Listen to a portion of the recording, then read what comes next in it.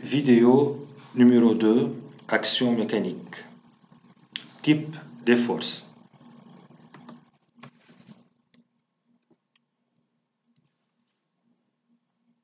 Les forces à distance. L'acteur et le receveur ne sont pas en contact. Pour les forces de contact, l'acteur et le receveur sont en contact. Dans ce cas, on dit, dans le cas des forces à distance, on dit que la force est répartie en volume. Par contre, la force de contact est répartie en surface. Les forces à étudier pour les forces à distance. Le poids, on a 3 forces à étudier. On a le poids, la force magnétique et la force électrique. D'abord, le poids. C'est la force d'attraction exercée par la Terre sur un objet. Si on lâche un corps, ce corps tombe par terre. La Terre exerce une force sur ce corps, pour cela ce corps tombe par terre et la force exercée par la Terre sur ce corps est répartie en volume. La Terre attire le corps tout entier. La force magnétique, si on prend un aimant et n'importe quel objet en acier, en fer, en nickel, c'est-à-dire un objet métallique, ce corps peut attirer les clous à distance. Même si les clous sont à distance de l'aimant attire ces clous. Alors, l'aimant exerce une force appelée force magnétique qui est l'acteur.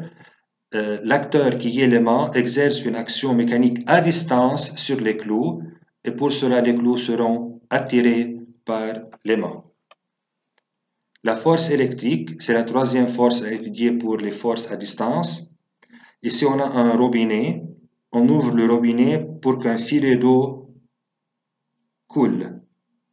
Si on approche une règle en plastique frottée avec la laine, c'est-à-dire un corps électrisé, on remarque que la règle électrisée approchée au filet d'eau, le filet sera attiré par la règle. La règle est l'acteur, le filet d'eau est le receveur. Dans ce cas, la règle en plastique exerce une action mécanique à distance. Il n'y a pas un contact entre ces deux corps, à distance, sur le filet d'eau. Maintenant, pour les forces de contact, on a 4 forces. On a la réaction normale, 4e force à étudier, 5e, 6e et 7e. Alors, on a 4 forces à étudier. La réaction normale du support, notée par R ou N, c'est la force exercée par un support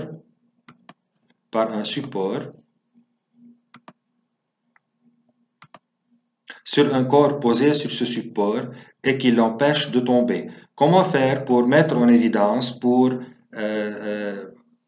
c'est-à-dire comment faire pour savoir si cette force existe ou non. C'est-à-dire on dit comment faire pour mettre en évidence l'existence de cette force. Si on enlève le support, le corps tombe par terre. Alors le support empêche le corps de tomber. Comment? En exerçant une force sur ce corps. La tension du fil, c'est la force exercée par un fil sur le corps, accroché, et le fil soutient ce corps. Dans ce cas, la femme est accrochée au fil. Si on coupe le fil, la femme tombe par terre. Alors, dans ce cas, pour mettre en évidence l'existence de cette force, on dit, si on coupe le fil, le corps tombe par terre, alors le fil a exercé une force sur ce corps pour l'empêcher de tomber. La troisième force, la tension de ressort. Ici, on a un ressort comprimé, dans ce sens. Et dans ce cas, on a un ressort allongé. on dit alors ces deux ressorts sont déformés. Alors c'est la force exercée par un ressort déformé sur le corps auquel il est attaché. Par la main, on exerce une force sur le ressort qui sera déformé. On a alors la sensation que si le ressort est étiré vers l'extérieur, on a la sensation sur notre main que le ressort exerce une force dans le sens opposé.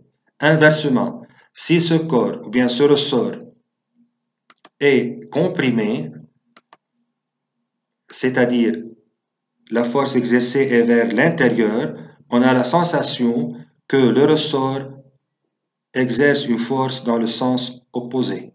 Si on comprime le ressort vers l'intérieur, on a la sensation que le ressort va prendre sa longueur initiale, alors il exerce une action vers l'extérieur. Et si on fait une action vers l'extérieur, on a la sensation que le ressort exerce une force vers l'intérieur. Et enfin, la force de frottement. Ici, on a une voiture. En cas d'un freinage, la terre exerce sur les pneus une force pour arrêter la voiture ou bien pour diminuer la vitesse. Alors, on dit que la force de frottement notée par petit f, c'est la force exercée par une surface rugueuse, rugueuse c'est opposé à lisse, sur un corps au cours de son déplacement.